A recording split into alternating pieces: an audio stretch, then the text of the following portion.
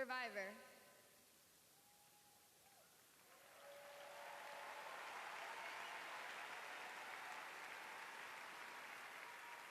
I was raped by my stepfather after years of sexual abuse.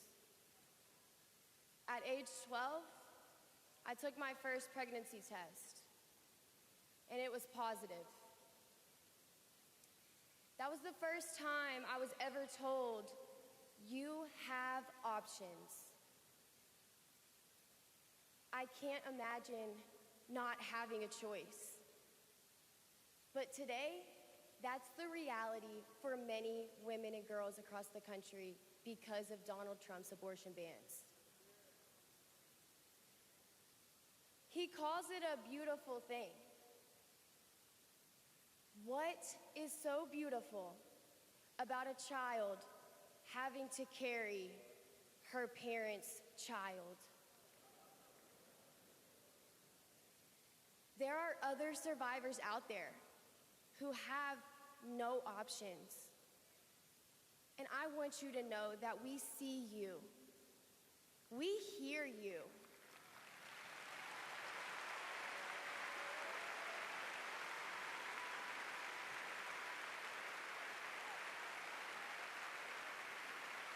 Kamala Harris will sign a national law to restore the right to an abortion.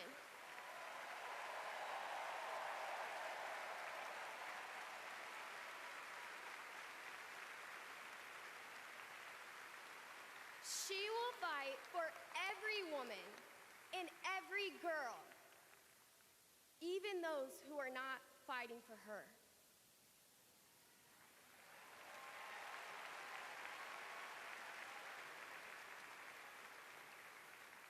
And now, I am honored to introduce another champion for women, a leader who's fought for me and for so many others, Governor Andy Beshear.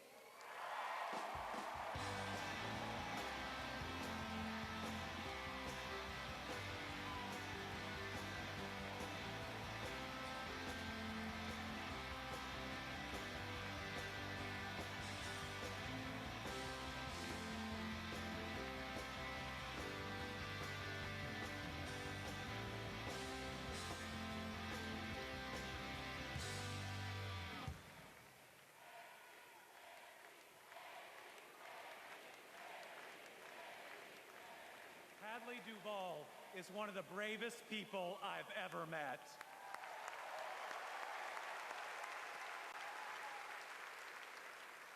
I'm amazed at the courage it takes to share her pain, to share her truth.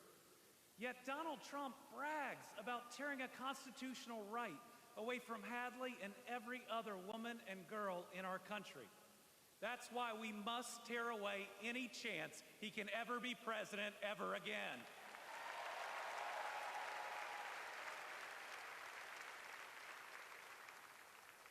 In 21 states, Trump's actions have resulted in extreme bans on abortion in my state, even in cases of rape, incest, and non-viable pregnancies.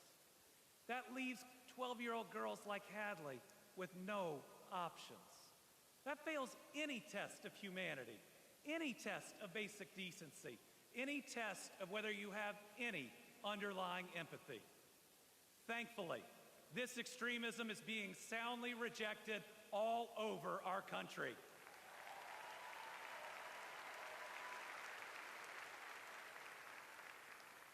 In Kentucky, we put reproductive freedom on the ballot last November, and I beat Donald Trump and Mitch McConnell's hand-picked candidate by more than 5 percentage points.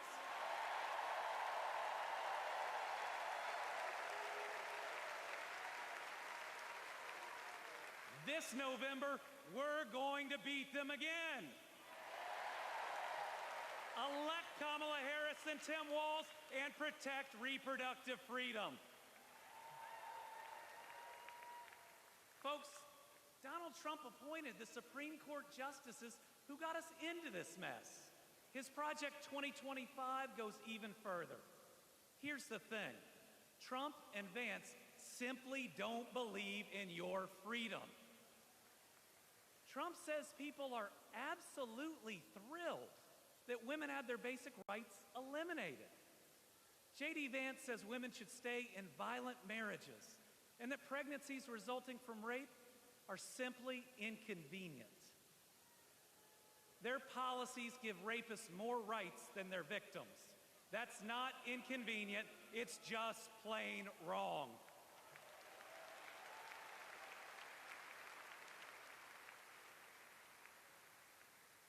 And a woman grieving a non-viable pregnancy shouldn't be required to carry it to term just to listen to her child die or to hear no sound at all. All women should have the freedom to make their own decisions. Freedom over their own bodies. Freedom about whether to pursue IVF. Freedom about whether to have children at all.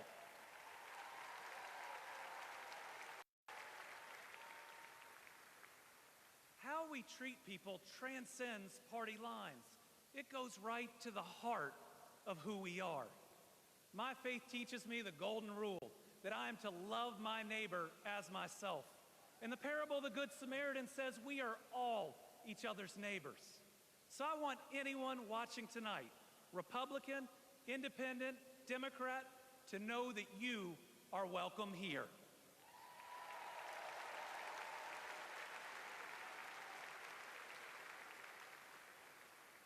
We believe in an America where we live out our values, end anger politics once and for all, and move beyond this us versus them by remembering we are all Americans.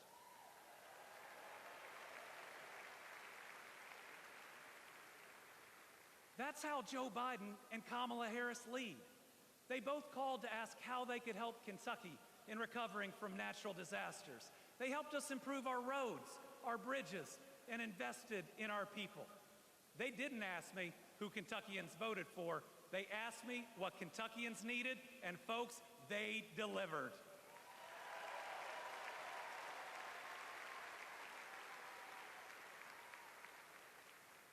Kamala Harris gets it. She knows we must move beyond anger, extremism, and division, that everyone has dignity and deserves respect. America, we're going to win.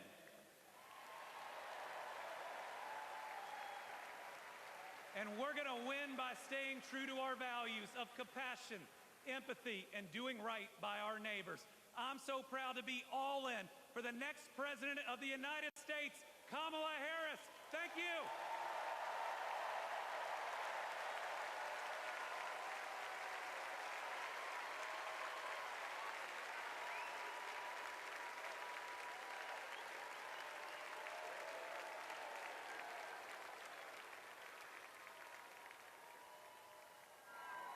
Please welcome Georgia Senator Raphael Warnock.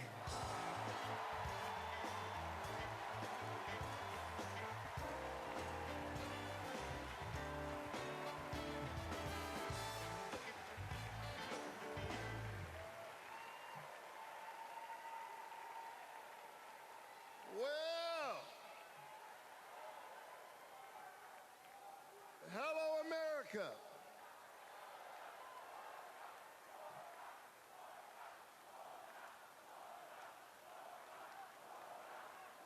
Thank you so very much. On January 5th, 2021, the people of Georgia did an amazing thing.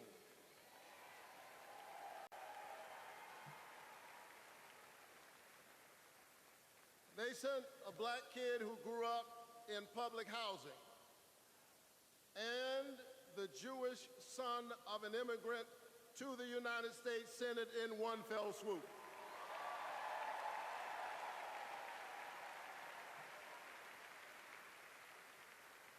And among those Georgians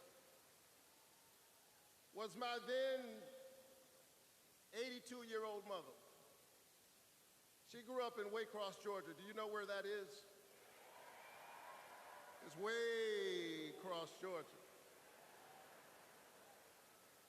She She grew up in Waycross, Georgia, where she picked other people's cotton and other people's tobacco.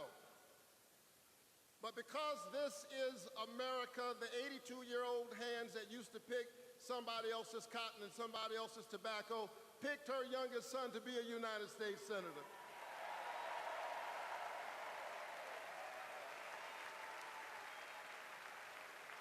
This is my America. Thank you, Mom. Thank you, Georgia. Thank you, America, for raising your voice and using your vote. A vote is a kind of prayer for the world we desire for ourselves and for our children, and our prayers are stronger when we pray together. And so together we flipped the Senate, held the House, and we sent Joe Biden and Kamala Harris to the White House.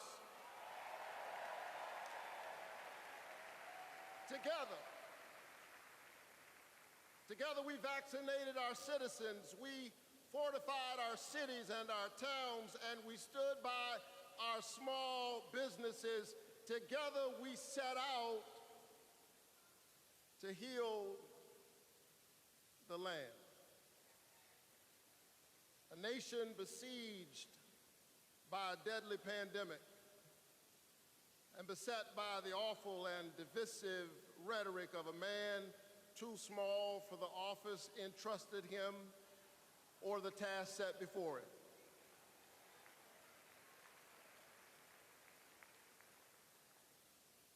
The day after my January 5th election, he instigated an insurrection, a violent assault on our nation's capital and the peaceful transfer of power, all driven by the big lie. But behind the big lie was an even bigger lie. It is the lie that this increasingly diverse American electorate does not get to determine the future of the country.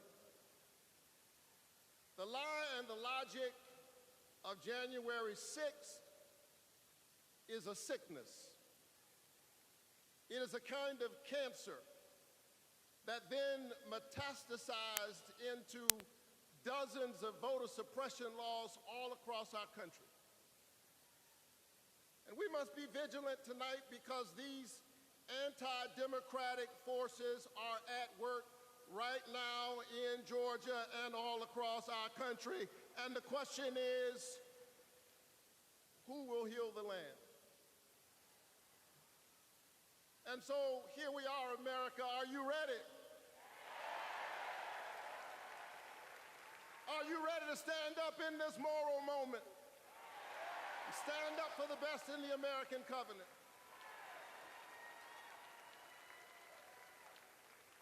Elections are about the character of a country. And we must decide, again, we are the latest generation of Americans who get to decide what kind of country we want to be. And we must choose between the promise of January 5th and the peril of January 6th. A nation that embraces all of us or just some of us. Donald Trump's America is the America of January 6th. People who have no vision traffic in division. He does not know how to lead us, and so he wants to divide us. America, make no mistake, Donald Trump is a plague on the American conscience.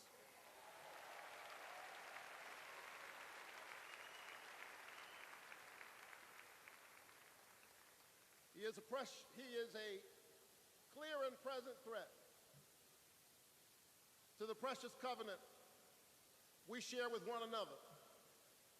And yes, I saw him holding the Bible and endorsing a Bible as if it needed his endorsement. He should try reading it.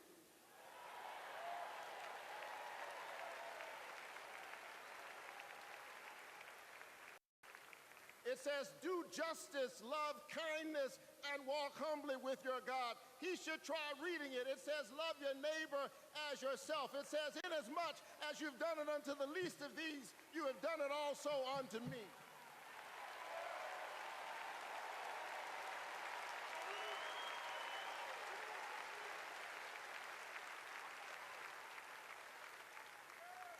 I choose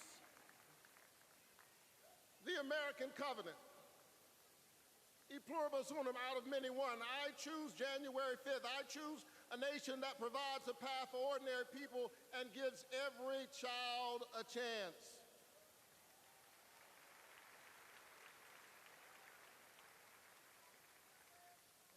And that's Joe Biden's America. And he's been fighting for it for more than a half century. President Biden, America is so much better because of you, a true patriot who has always put the people first. Thank you, Joe.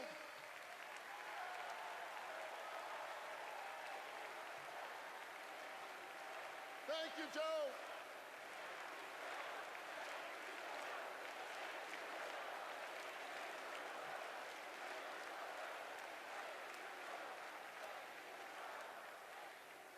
But I'll tell you something else. Not only is that Joe Biden's America, that's Kamala Harris's America.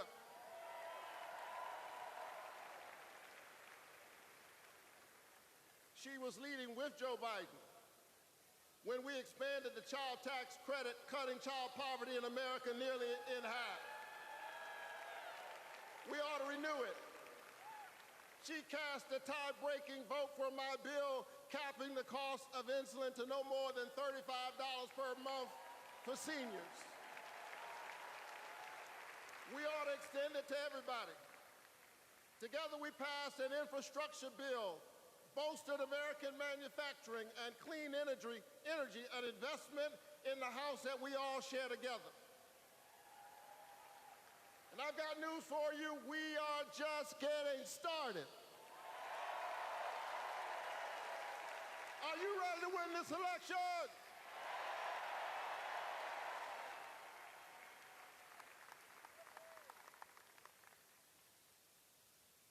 Kamala Harris and Tim Walz represent the new way forward. We're not going back. We're not going back because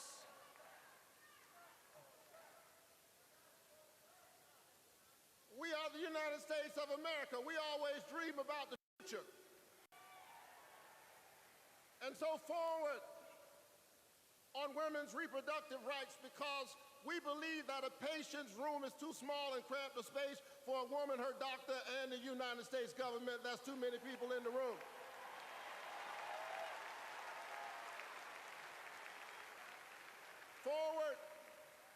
Forward on worker rights, because most people do not mind working. They just want to share in the prosperity that they are creating for others. Forward on voting rights, forward on affordable housing and access to health care. We are moving forward.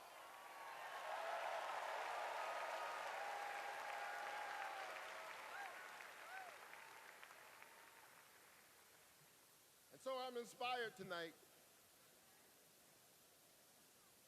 I'm inspired by all of you. I'm inspired by the resilience of an American spirit that has rebounded from the pandemic and is holding at bay the forces that are trying to divide us. And I'm inspired tonight by the memory of my late father, a preacher and a junk man. Monday through Friday, he lifted old broken cars and put them on the back of an old rig But on Sunday morning, the man who lifted broken cars lifted broken people whom other people had discarded and told them that they were God's somebody.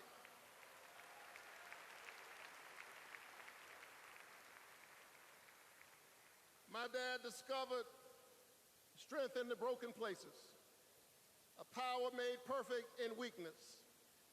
And so I'm convinced tonight that we can lift the broken even as we climb.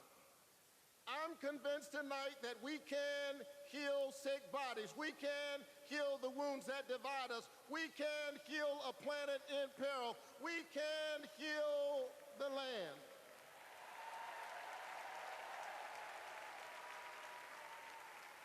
And in a strange way,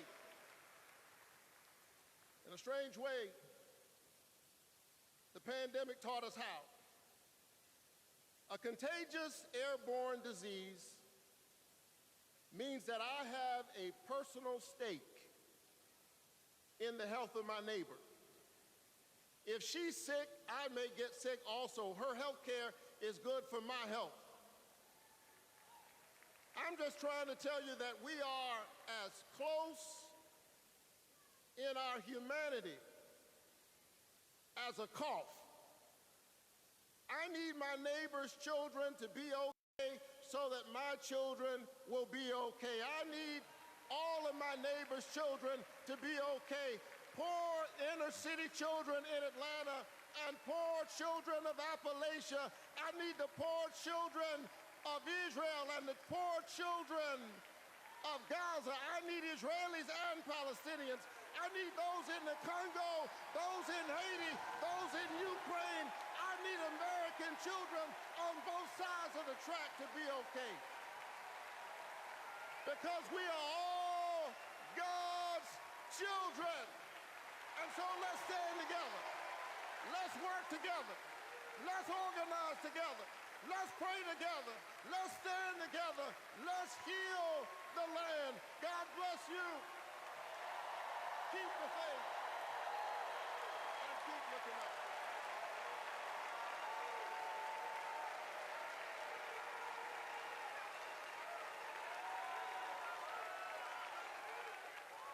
Please welcome Delaware Senator Chris Coons.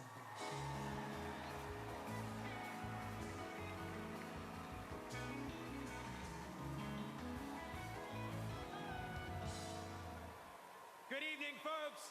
Good evening, America. Good evening, Chicago. Are there any Democrats in the room tonight?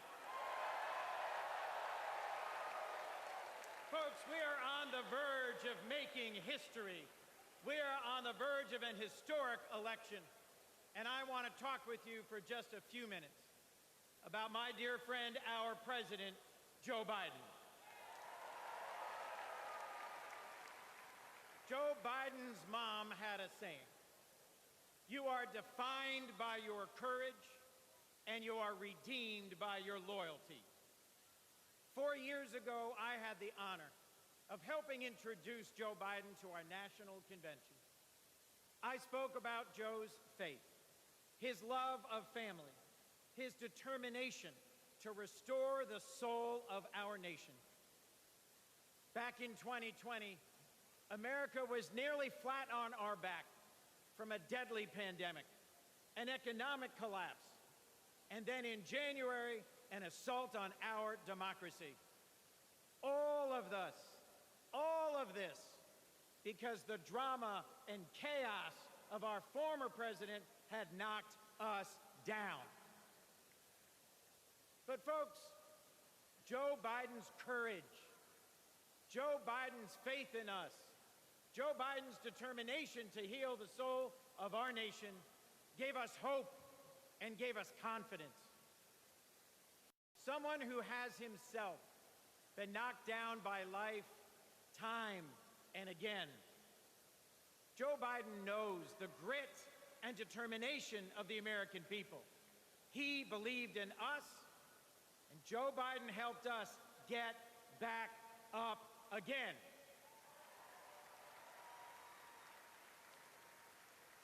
Using the incredible skills he developed in many years in the U.S. Senate, Joe got passed and signed into law the most consequential legislation of any president in 60 years, helping our veterans, advancing gun safety, cutting prescription drug prices, fighting climate change, rebuilding bridges and broadband, bringing manufacturing back to America. Together, Joe and Kamala help rebuild our economy from the middle up, from the bottom up, and the middle out, not from the top down. And they made our families safer and our country stronger at home and abroad. Today, we are so much better off because they believed in us, in our democracy. And our incredible First Lady, Jill Biden, our incredible First Lady, Jill Biden, our incredible First Lady, Jill Biden, was at Joe's side every step of the way, fighting for education, advancing the cancer moonshot, determined to improve women's health care, honoring military families. Joe and Jill, together, you have done so much for us, and there's so much more you will do and we can do together. Mr. President, thank you. Thank you for elevating a great leader in Kamala Harris.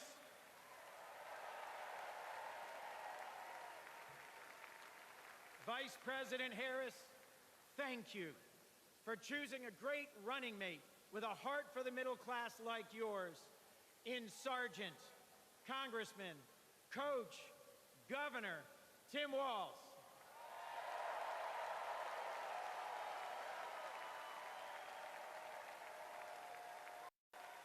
I have hope.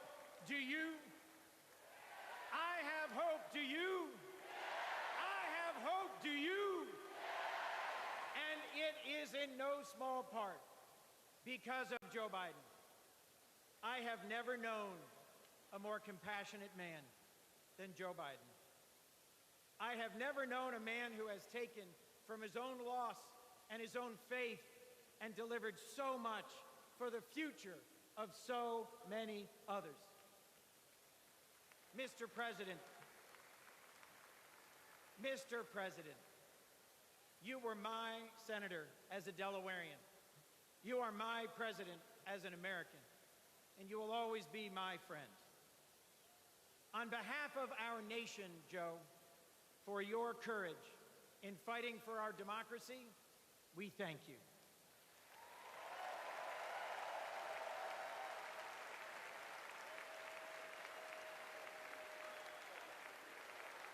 On behalf of our Democratic Party, for your loyalty in fighting for our democratic values, we thank you.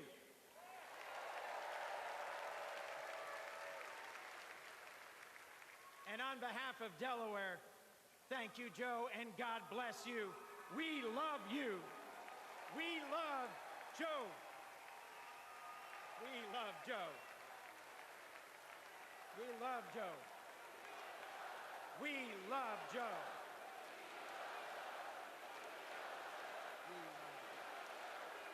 Thank you all.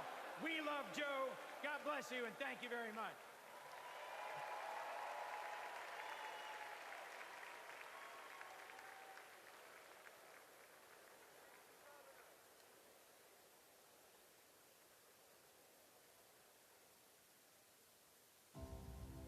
Hi, I'm Vivian Weirwell, and I'm a fourth grade student at Kristen McAuliffe.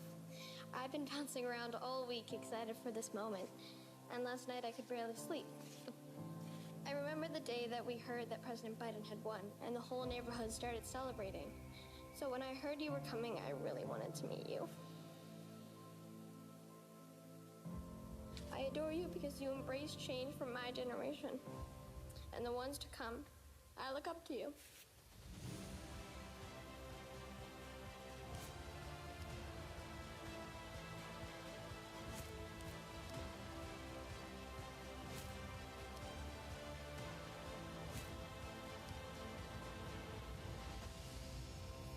Now it is my honor to introduce our First Lady, Dr. Jill Biden.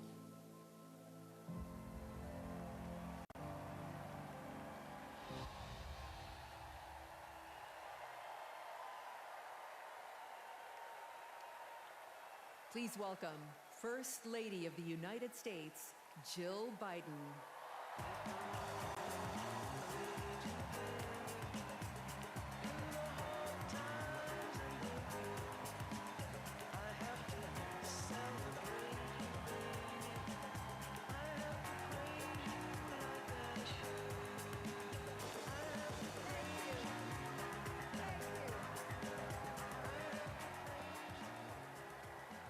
Thank you.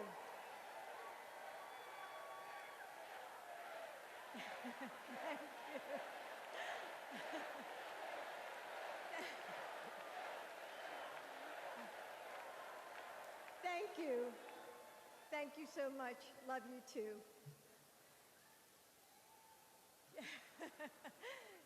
Joe and I have been together for almost 50 years.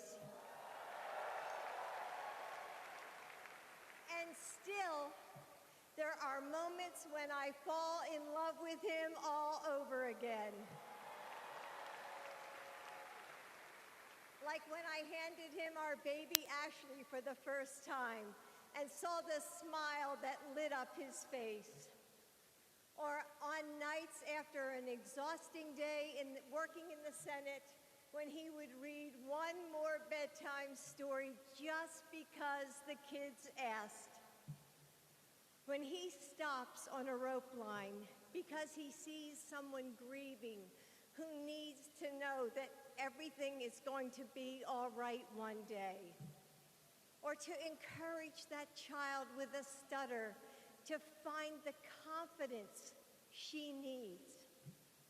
Those moments when I'm reminded of all he's accomplished in the name of something bigger than himself. Receiving the Medal of Freedom with humility.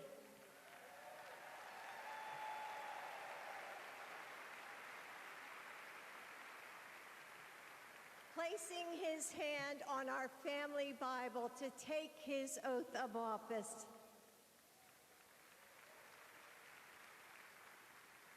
And weeks ago, when I saw him dig deep into his soul and decide to no longer seek re-election and endorse Kamala Harris.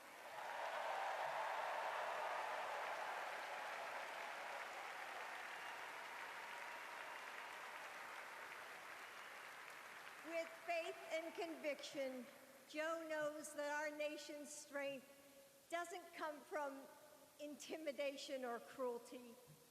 It comes from the small acts of kindness that heal deep wounds, from service to the communities that make us who we are, from love of a country that shines with promise and renewal.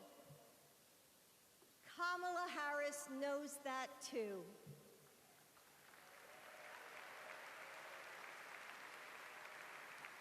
Our son, Beau, first worked with Kamala when he was Attorney General of Delaware. He told me at the dinner table one night, "Mom, she's special. Someone to keep your eye on." And he was right. Joe and I know Kamala. We have seen her courage, her determination, and her leadership up close. Kamala and Tim, you will win.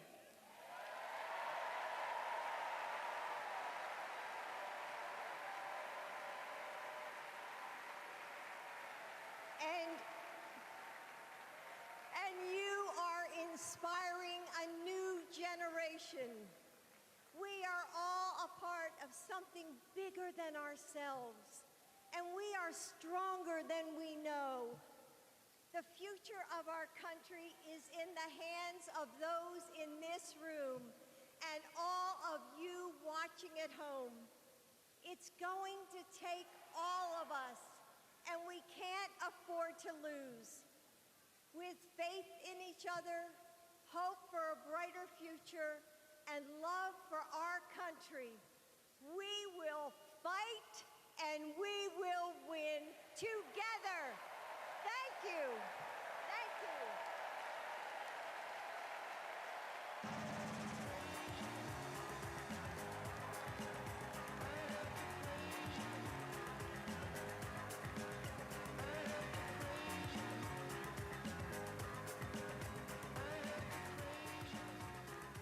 Please welcome first daughter, Ashley Biden.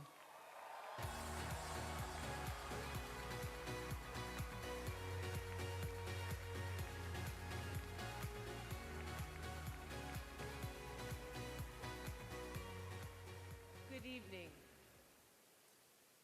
I have this memory. It's the eve of my 8th birthday. Dad is still in D.C., tending to urgent matters in the Senate. That night, as a surprise, Mom told me, Bo, and Hunter to get in the car. I remember pulling up to the Wilmington Amtrak station, riding up the escalator to the platform. The train stops, doors open, and Dad steps out. As soon as I saw him, I run down that platform and jump into his arms. Like magic, Mom brought out a cake, they sang happy birthday, and I blew out the candles. Dad hugged me, and he said that he had to get back to work. He crossed to the southbound train, and off he went to D.C. That was a snapshot of one moment, of one day, on this extraordinary journey of being Joe Biden's daughter.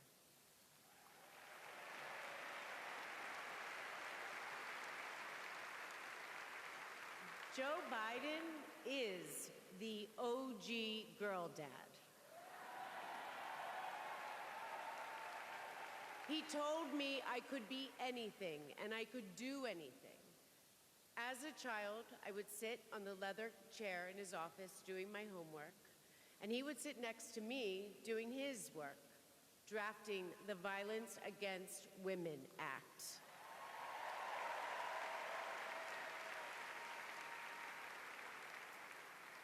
And he wasn't just a girl dad.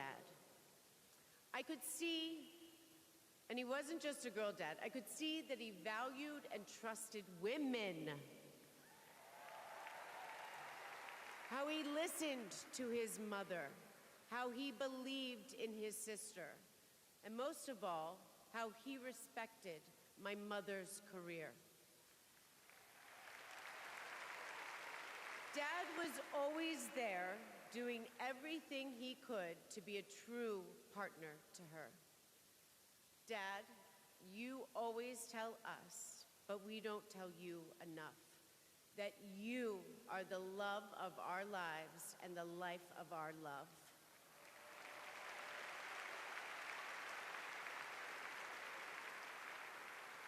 I had my wedding reception in my parents' backyard. At the time, my dad was vice president. But he was also that dad who literally set up the entire reception.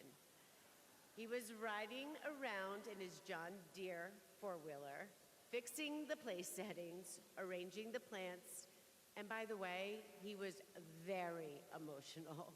I thought that I would be a mess, but he was the one crying, and I was the one who had to comfort him. Before he walked me down the aisle, he turned to me and said that he would always be my best friend. All these years later, Dad, you are still my best friend. His example in service inspired my career. I'm a social worker in Philadelphia.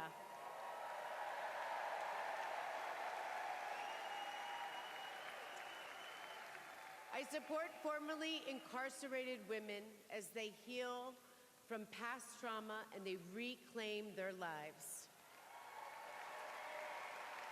Dad always told me that I was no better than anybody else and nobody was better than me. He taught me that everyone deserves a fair shot and that we shouldn't leave anyone behind. That's what you learn from a fighter who has been underestimated his entire life. When I look at Dad, I see grace, strength, and humility. I see one of the most consequential leaders ever in history.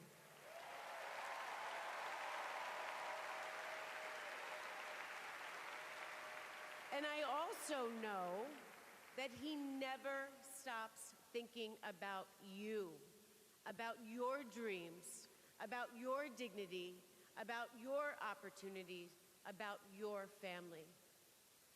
Dad knows that family is everything.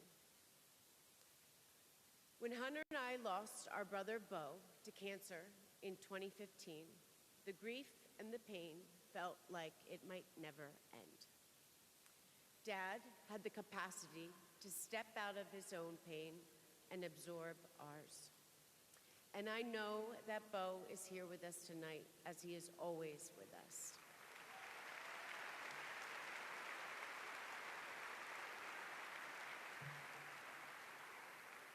After Bo passed, I got this tattoo on my wrist. It says, "Courage, dear heart." A reminder to myself to keep going, to get back up, like my dad has always done. He has taught me that a courageous heart is a miraculous thing. A courageous heart can heal a family. A courageous heart can heal a nation, and maybe even the world. And now, this election requires the courageous hearts of all of us. In 2020, my dad selected Kamala Harris to beat Donald Trump. And he knows in 2024, she will beat Donald Trump again.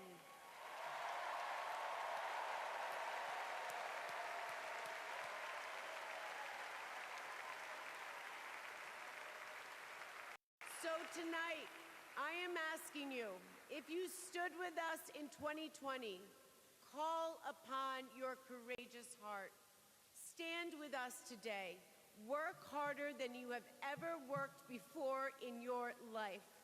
This is the fight of our lifetime.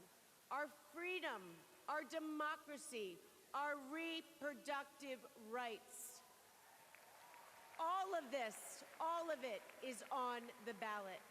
And I know together we can do this because my dad helped show us the way.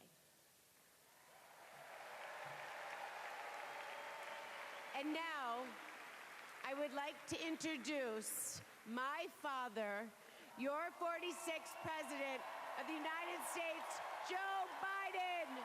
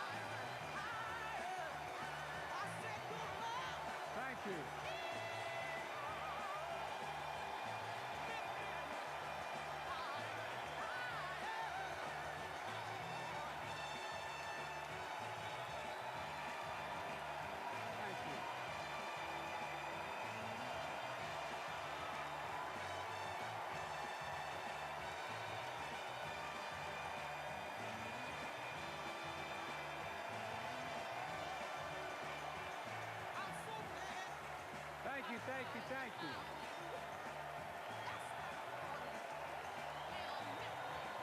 Thank you.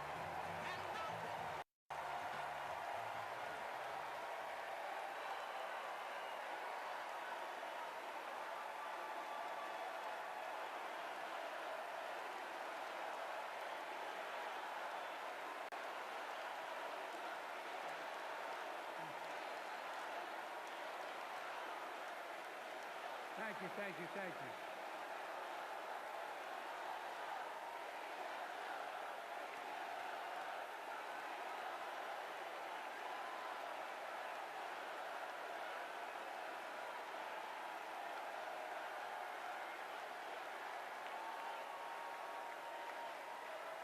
Thank you, thank you, thank you.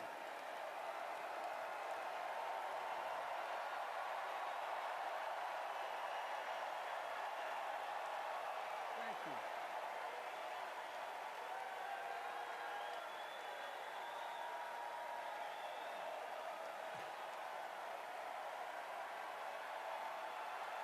Thank you.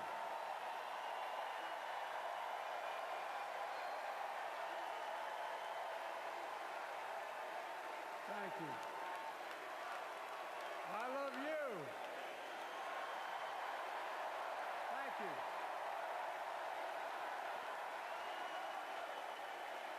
Thank you, thank you, thank you.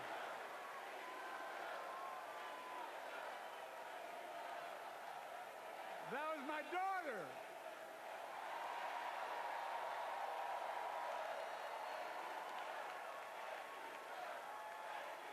Thank you.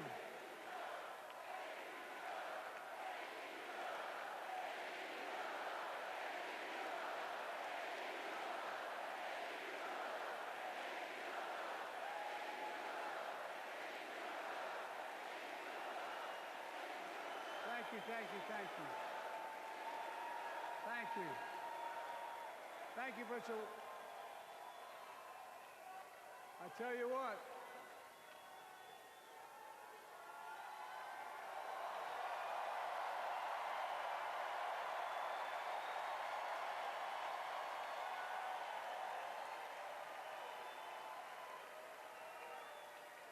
To my dearest daughter Ashley, God love you, you're incredible. Thanks for the introduction and for being my courageous heart, along with Hunter and our entire family, and especially our rock, Jill.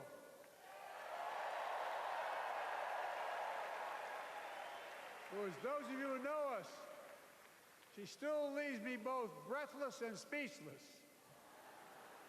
Everybody knows her. I love her more than she loves me. She walks down the stairs and I still get that going boom, boom, boom. You all will know me. No, I'm kidding. Let's give a special round of applause to our First Lady, Jill Biden.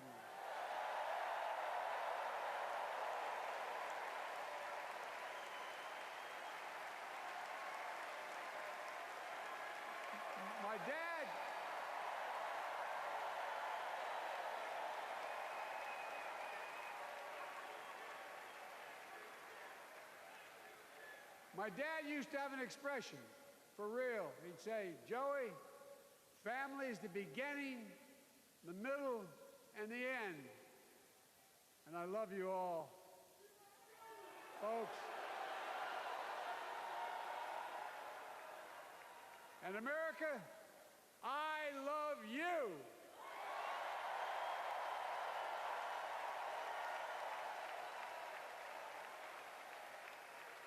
Folks, let me ask you.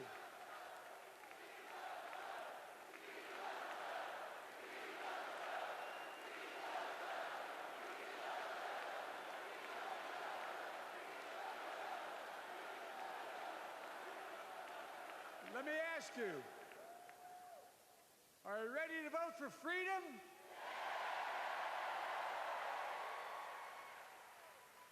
Are you ready to vote for democracy and for America? Let me ask you, are you ready to elect Kamala Harris and Tim Walz, President and Vice President of the United States?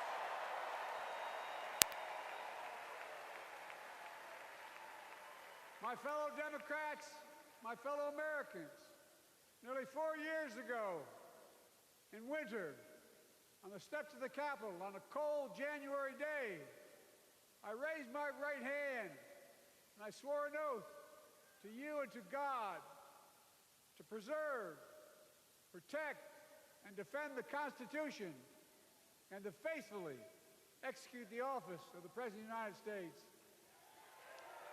In front of me was a city surrounded by the National Guard. Behind me, a Capitol just 2 weeks before had been overrun by a violent mob. What I knew then, from the bottom of my heart that I knew now, there is no place in America for political violence. None. You cannot say you love your country only when you win.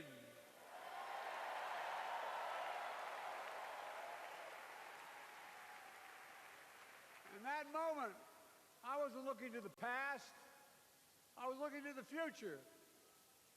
I spoke of the work at hand, the moment we had to meet. It was, as I told you then, a winter of peril and possibility. Of peril and possibility.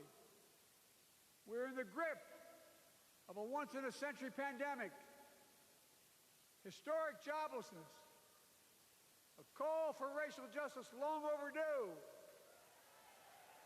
clear and present threats to our very democracy. Thank you.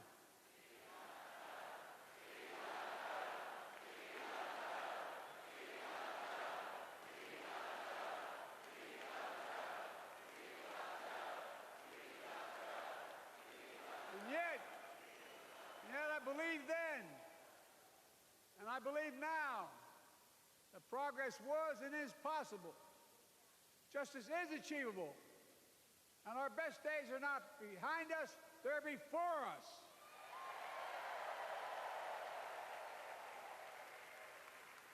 Now it's summer. The winter is past. And with a grateful heart, I stand before you now on this August night to report that democracy has prevailed.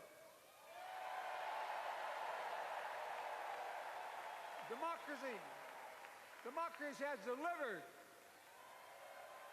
And now democracy must be preserved.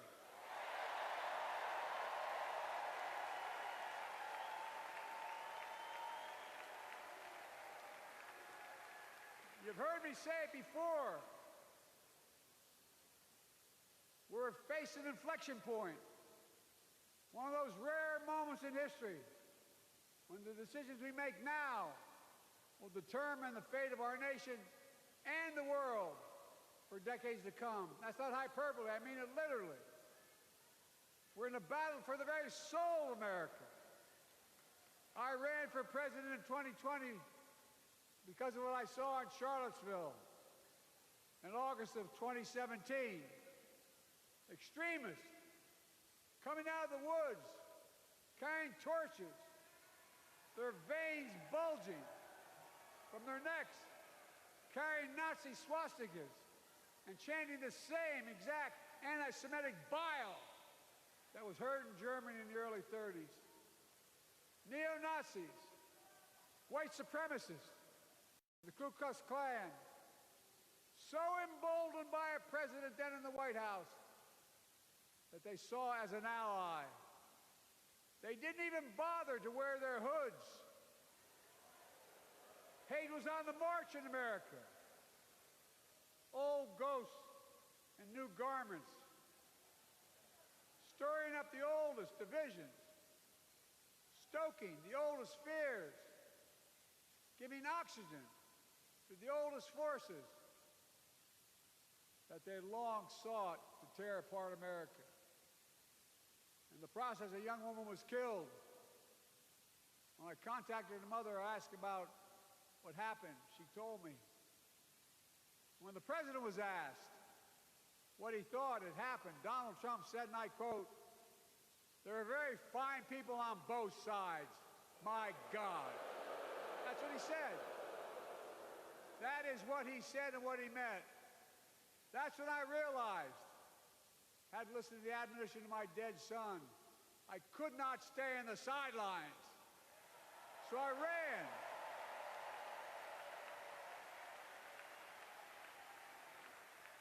Because I had no intention of running again.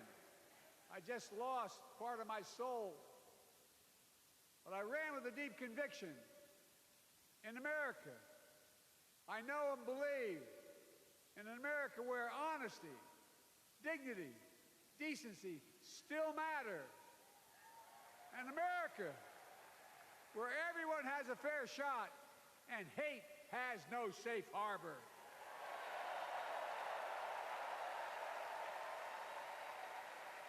An America where the fundamental creed of this nation, that all of us are created equal, is still very much alive. And a broad coalition of Americans joined with me. 81 million voters voted for us. More than any time in all of history. Because of all of you in this room and others, we came together in 2020 to save democracy.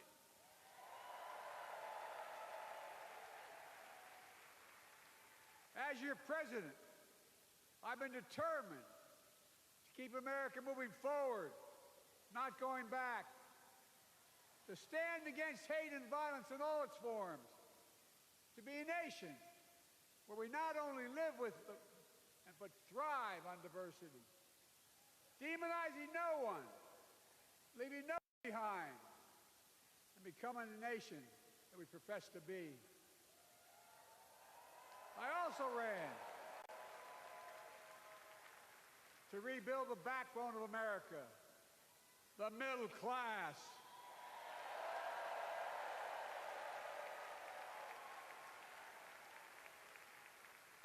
I made a commitment to you that I be a president for all Americans, whether you voted for me or not. We have done that. Studies show the major bills we have passed actually delivered more to red states than blue. Because the job of the president is to deliver to all of America.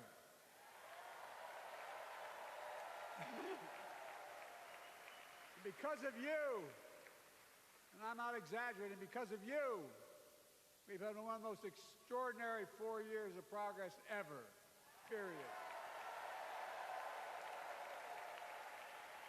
When I say we, I mean Kamala and me. Just think about it.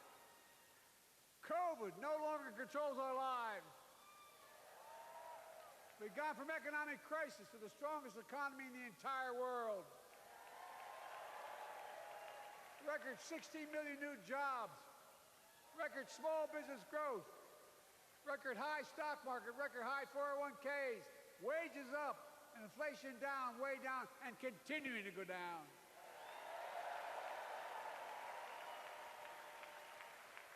The smallest racial wealth gap in 20 years. And yes, we both know we have more to do, but we're moving in the right direction. More Americans have peace of mind that comes from having health insurance. More Americans have health insurance today than ever before in American history.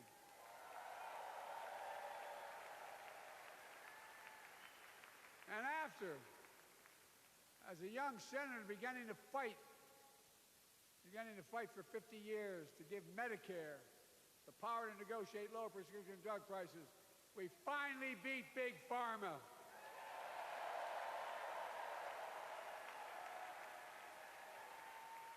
And guess who cast the tie-breaking vote? Vice President, soon-to-be President Kamala Harris.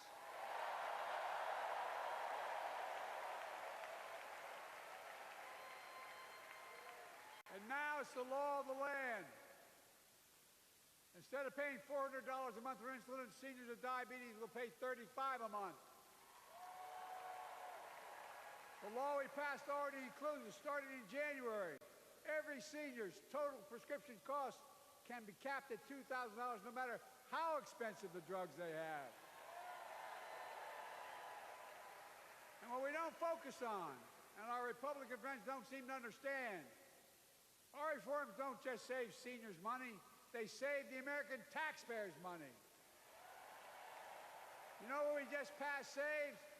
It saved $160 billion over the next decade. That's not hyperbole. It's because Medicare no longer has to pay those exorbitant prices to the big pharma. But look, thank you, Kamala, too. Look, folks, how can we have the strongest economy in the world without the best infrastructure in the world? Donald Trump promised Infrastructure Week, every week, for 4 years. And he never built a damn thing.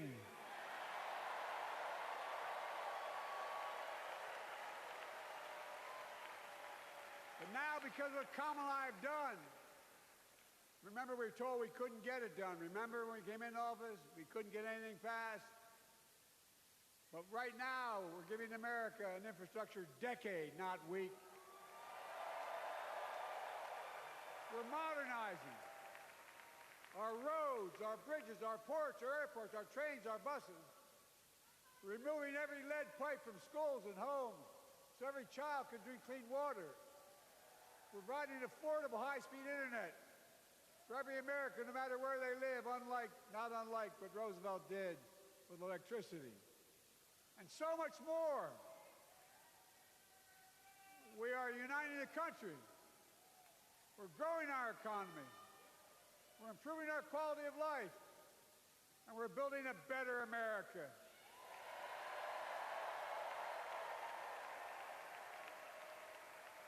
Because that's who we are.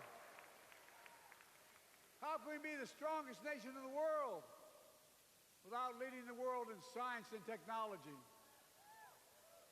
After years of importing 90% of our semiconductor chips from abroad, which America invented those chips. Our Chips and Science Act meant that private companies from around the world are now investing literally tens of billions of dollars to build new chip factories right here in America.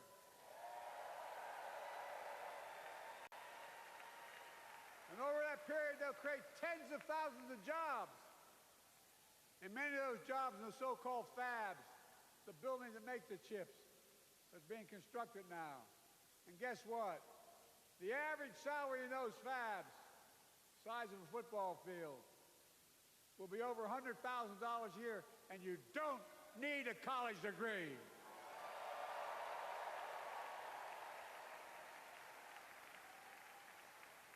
Because of you and so many electeds out there, American manufacturing is back. Where the hell to say we wouldn't lead the world in manufacturing? 800,000 new manufacturing jobs.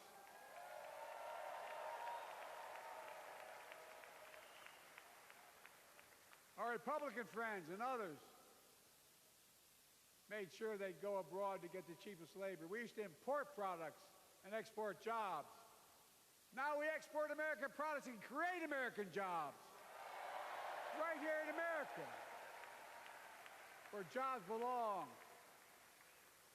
With every new job, with every new factory, pride and hope is being brought back to communities throughout the country that were left behind.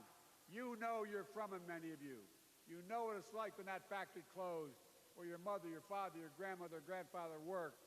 And now you're back, providing once again, proving that Wall Street didn't build America, the middle class built America, and unions built the middle class.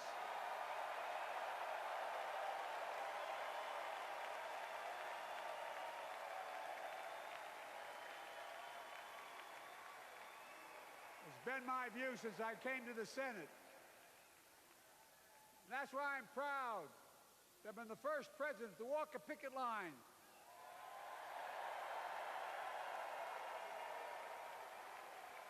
and be labeled the most pro-union president in history, and I accept it. It's a fact.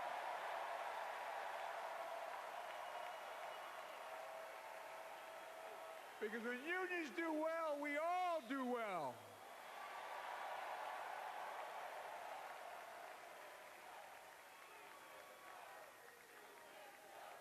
You got it, man.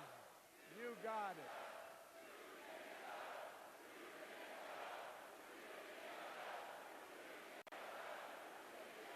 I agree. I'm proud. Look, remember he told we couldn't get anything done because we couldn't get anything done in the Congress? Well, with your support, we passed the most significant climate law in the history of mankind.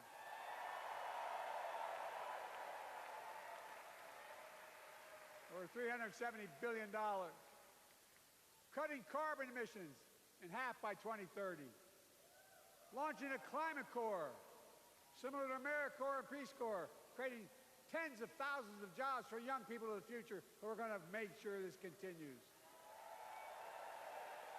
Creating hundreds of thousands of jobs in clean energy for American workers, including the IBEW installing 500,000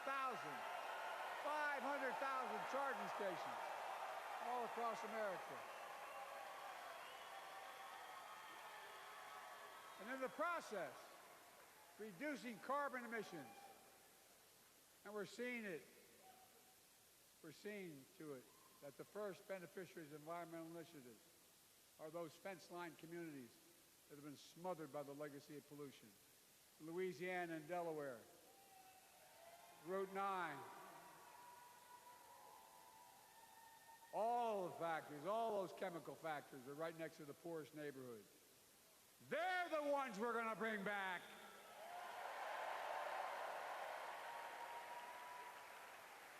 And how?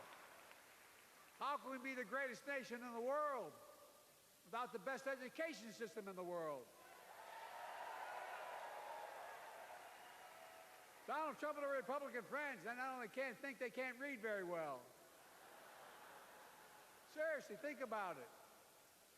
Look at their project 2025. They want to do away with the Department of Education. Well, during the pandemic, Kamala and I helped states and cities get their schools back open. And we gave public school teachers a raise. We created apprenticeships with businesses and communities, putting students on a path to a good paying job, whether or not they go to college. And by the way, we're making college a hell of a lot more affordable. Increasing Pell Grants by $900. Over $15 billion to HBCUs. Minority service including Hispanic institutions and tribal colleges.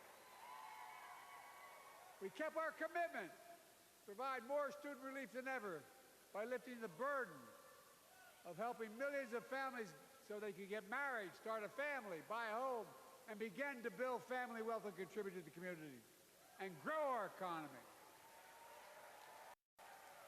It's not costing us, it's creating more wealth. We fundamentally transformed how our economy grows, from the middle out and the bottom up instead of the top down. You know, my dad used to say there wasn't a whole hell of a lot to drop down on my kitchen table at the end of the month.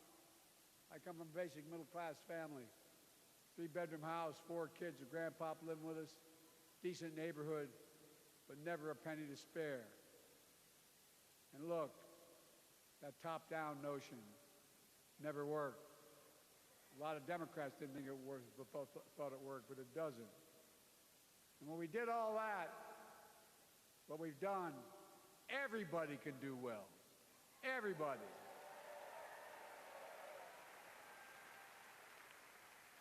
Donald Trump calls America a failing nation. No, I'm serious. But think about this. Think about this. He publicly says to the whole world, I'm going to say something outrageous. I know more foreign leaders by their first names and know them well than anybody alive. Just because I'm so damn old. But I'm not joking.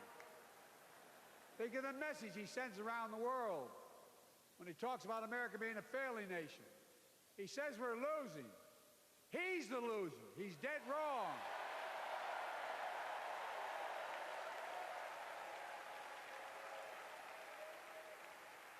Many of you are very successful people who travel the world. Name me a country in the world that doesn't think we're the leading nation in the world. Without America, not a joke, think about it. I'm being literal. Who could lead the world other than the United States of America? Well, guess what? America's winning, and the world's better off for it. America's more prosperous, and Americans are safer today than they were under Donald Trump. Trump continues to lie about crime in America, like everything else. Guess what? On his watch, the murder rate went up 30%, the biggest increase in history. Meanwhile, we made the largest investment, Kamala and I, in public safety ever. Now, the murder rate is falling faster than any time in history. Violent crime has dropped to the lowest level of more than 50 years. And crime will keep coming down when we put a prosecutor in the Oval Office instead of a convicted felon.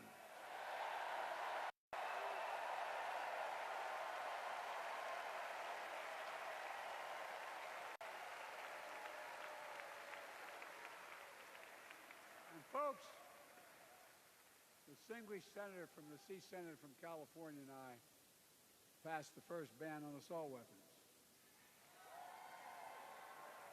And guess what? It worked. If we care about public safety, we need to prevent gun violence.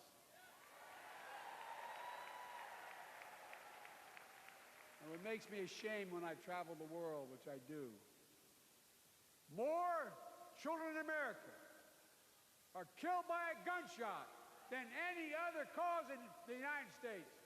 More die from a bullet than cancer, accidents, or anything else in the United States of America.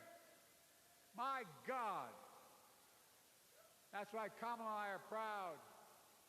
We beat the NRA when we passed the first major bipartisan gun safety law in 30 years.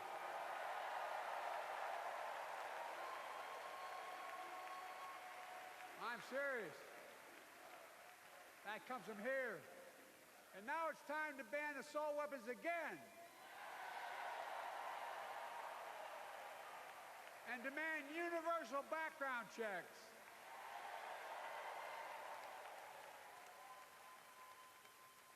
It's hard. I never thought I'd stand before a crowd of Democrats and refer to a president as a liar so many times. No, I'm not trying to be funny. It's sad. Trump continues to lie about the border. Here's what he won't tell you. Trump killed the strongest bipartisan border deal in the history of the United States that we negotiated with the Senate Republicans. It took 4 weeks. Once it passed, and never acknowledged the most expansive border change in American history. He called senators to say, don't support the bipartisan bill.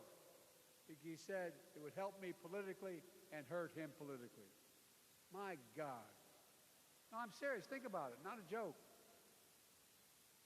Ask even the press who doesn't like me. They'll tell you that's true. Typically, Trump, once again, putting himself first and America last. Then I had to take executive action. The result of the executive action I took, border encounters have dropped over 50%. In fact, there are fewer border crossings today than when Donald Trump left office. And unlike Trump, we will not demonize immigrants, saying they're the poison blood of America. Poison the blood of our country. Kamala and I are committed to strengthening legal immigration, including protecting dreamers and more.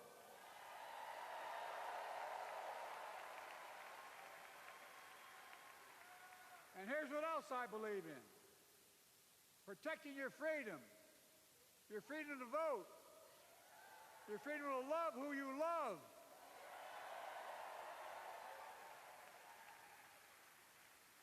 And your freedom to choose.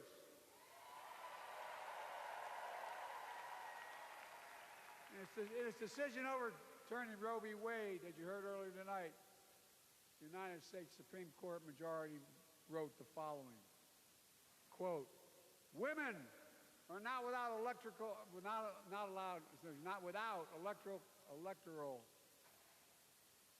or political power." No kidding. MAGA Republicans found out the power of women in 2022. And Donald Trump is going to find out the power of women in 2024. Watch.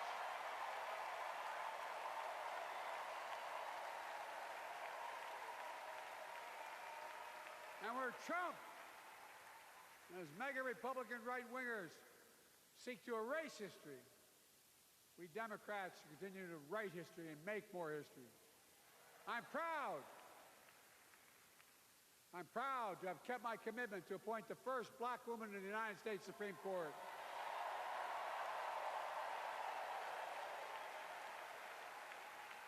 Ketanji Brown Jackson, a symbol for every young woman in America that you can do anything. I'm proud that I've kept my commitment to have an administration that looks like America and that taps in to the full talent of our nation. The most diverse cabinet in history, including the first black woman of South Asian descent to serve as Vice President, and will soon serve as the 47th President of the United States.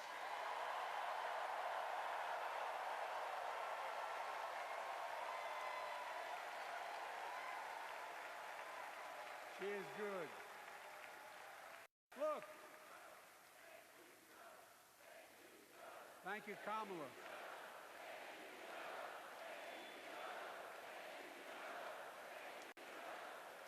Folks, I've long said we have many obligations as a nation, but I got in trouble years ago for saying I'd make no apologies. We have only one truly sacred obligation: to prepare and equip those we send to war and care for them and their families when they come home and when they don't. That's why I'm so proud to have written and signed the PACT Act, one of the most significant laws ever, helping veterans and their families exposed to toxic materials like burn pits in Agent Orange. I was around during the Vietnam War. It's hard. Nobody was able to prove that there's illness as a consequence of Agent Orange. And no one was able to prove initially that because they lived in burn pits like my son lived next to in Iraq for a year, that is the cause of their illness. But because of the PACT Act, a surviving spouse with 2 children is now eligible for a stipend of about $3,000 a month.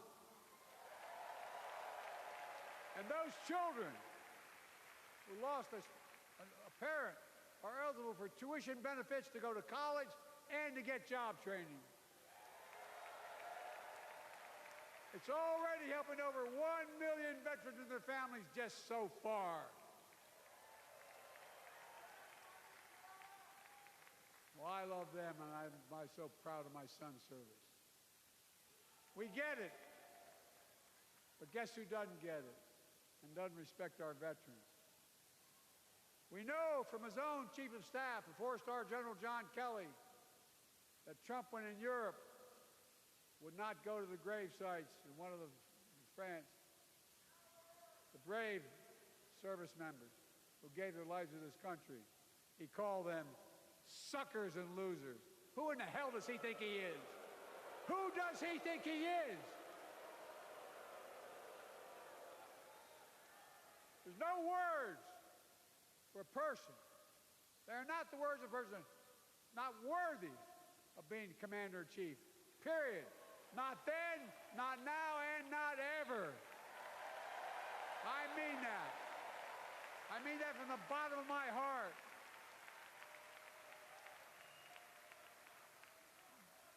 Just as no commander-in-chief should ever bow down to a dictator, the way Trump bows down to Putin.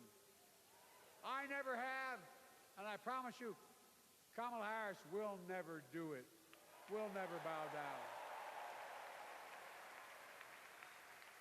When Trump left office, Europe and NATO was in tatters.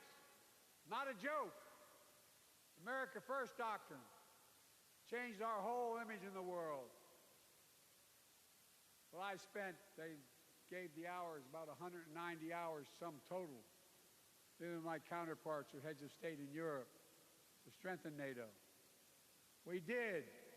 We united Europe like it hadn't been united for years, adding Finland and Sweden to NATO. 10 days before he died, Henry Kissinger called and said, not since Napoleon has Europe not looked over their shoulder at Russia with dread. Until now. Until now. Well, guess what? Putin thought he'd take Kyiv in 3 days. 3 years later, Ukraine is still free.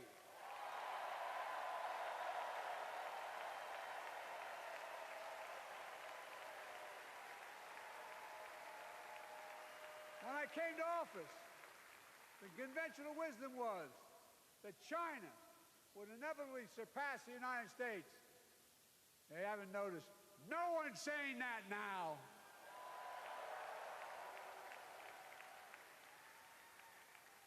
And we'll keep working to bring hostages home and end the war in Gaza and bring peace and security to the Middle East.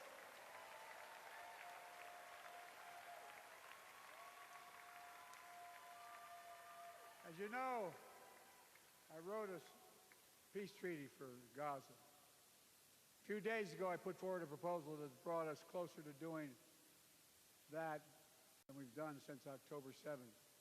We're working around the clock, my Secretary of State, to prevent a wider war and reunite hostages with their families and surge humanitarian health and food assistance into Gaza now. To end the civilian suffering of the Palestinian people and finally deliver a ceasefire and end this war.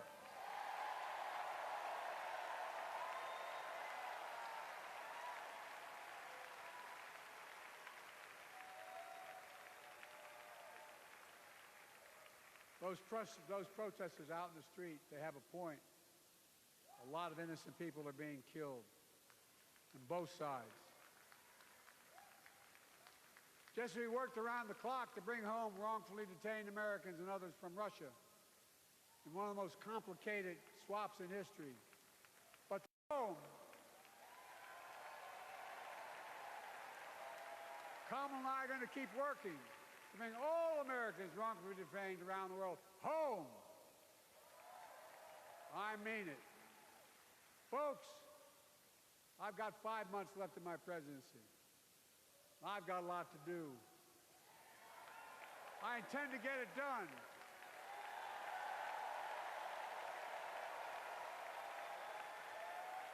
It's been the honor of my lifetime to serve as your president.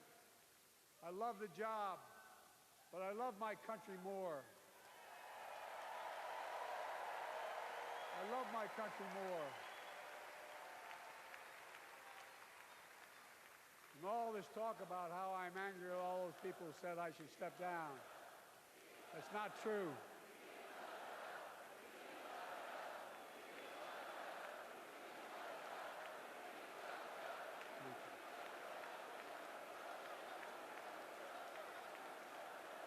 I love my country more, and we need to preserve our democracy.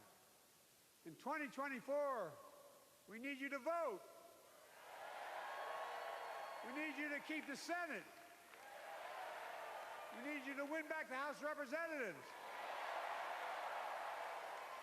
And above all, we need you to beat Donald Trump.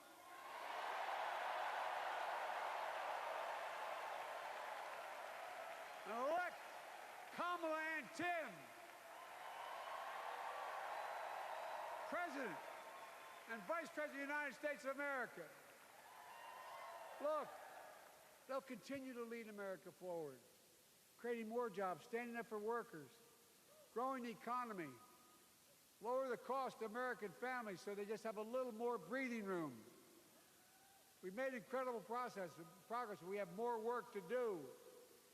And Kamala and Tim will continue to take on corporate greed and bring down cost of food. They'll keep taking on Big Pharma, making insulin $35 a month, not just for seniors, but for everyone in America. And capping prescription drug costs at a total of $2,000, not just for seniors, but for everyone. And folks, that's going to save America again tens of billions of dollars. Folks, they'll make housing more affordable,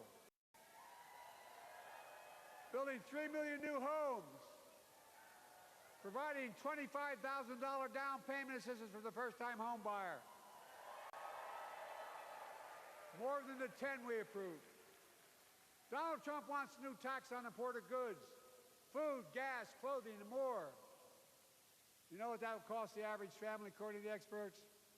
$3,900 a year in a tax.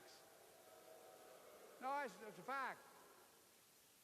Kamala and Tim will make the child care tax credit permanent.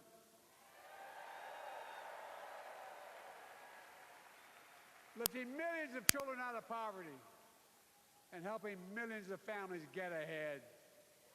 But you know what Trump has? He created the largest debt any president had in 4 years with his $2 trillion tax cut for the wealthy. Well, Trump has a new plan. He wants to provide a $5 billion tax cut for corporations that are very wealthy. Read it. Put us further in debt. And folks,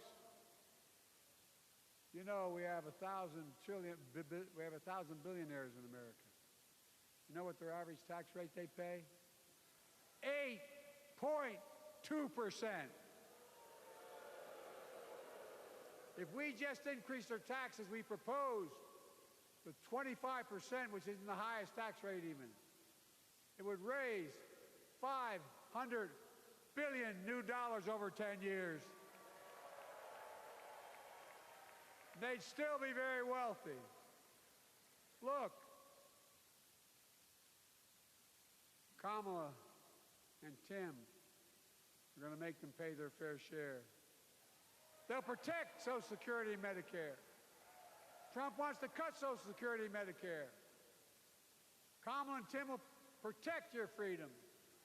They'll protect your your right to vote. They'll protect your civil rights.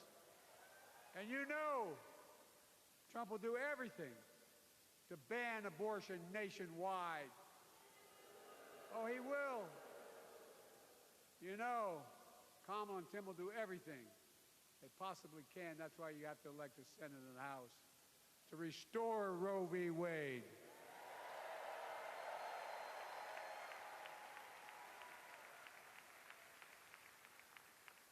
The ancient Greeks taught us that character is destiny. Character is destiny. For me and Jill, we know Kamala and Doug are people of character. It's been our honor to serve alongside them. And we know that Tim and Gwen Walt are also people of great character. Selecting Kamala was the very first decision I made when I became our nominee. And it was the best decision I made my whole career.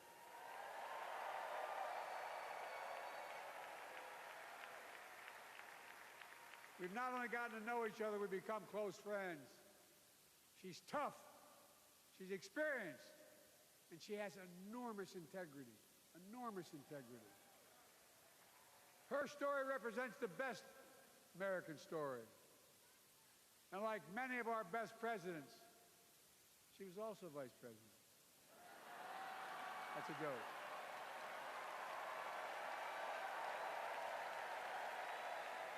But she'll be a president our children can look up to. She'll be a president respected by world leaders because she already is. She'll be a president we can all be proud of.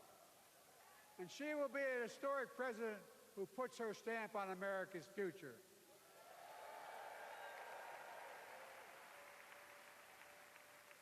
This will be the first presidential election since January 6th. On that day, we almost lost everything about who we are as a country. And that threat, this is not hyperbole, that threat is still very much alive. Donald Trump says he will refuse to accept the election result if he loses again. Think about that. He means it. Think about that. He's promising a bloodbath if he loses, in his words. And that he'll be a dictator on day one, in his own words. By the way, this sucker means it. No, I'm not joking. Think about it. Anybody else said that in the past, you'd think he was crazy. He is crazy, but you'd think it was an exaggeration, but he means it. We can't let that happen. Folks, all of us carry a special obligation. Independents, Republicans, Democrats. We saved democracy in 2020, and now we must save it again in 2024.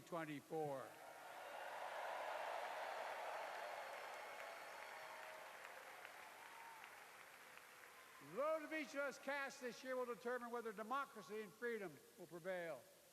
It's that simple. It's that serious. And the power is literally in your hands. History is in your hands. Not hyperbole. It's in your hands. America's future is in your hands. To close with this. Nowhere else in the world could a kid with a stutter and modest beginnings in Scranton, Pennsylvania, and Claymont, Delaware, grow up to sit behind the resolute desk in the Oval Office.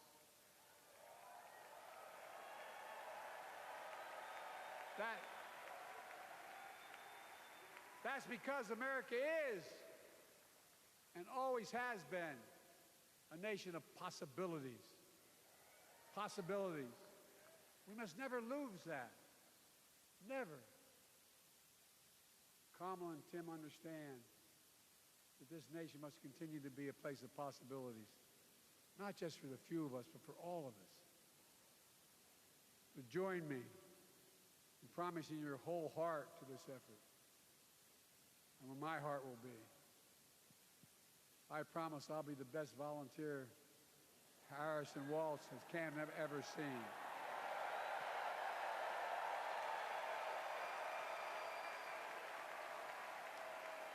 Each of us has a part in the American story.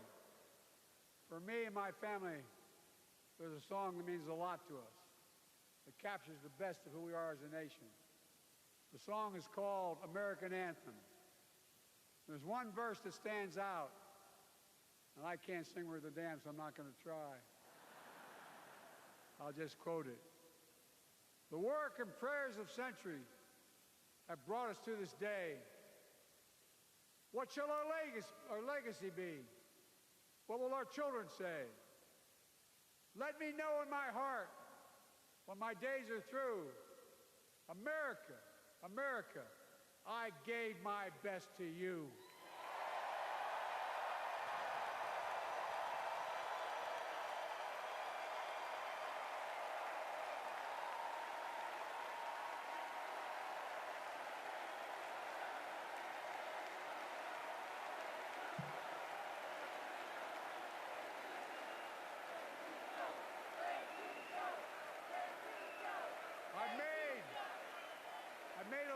mistakes in my career, but I gave my best to you.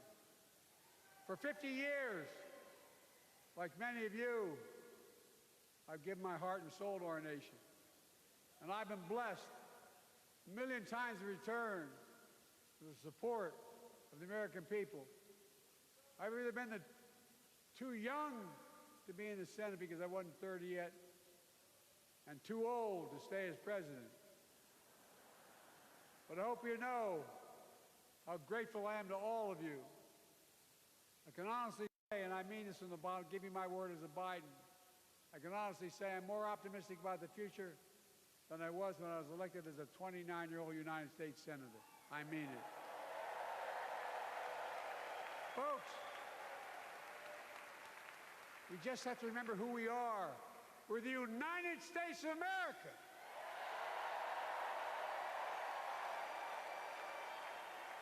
And there's nothing we cannot do when we do it together. God bless you all, and may God protect our troops.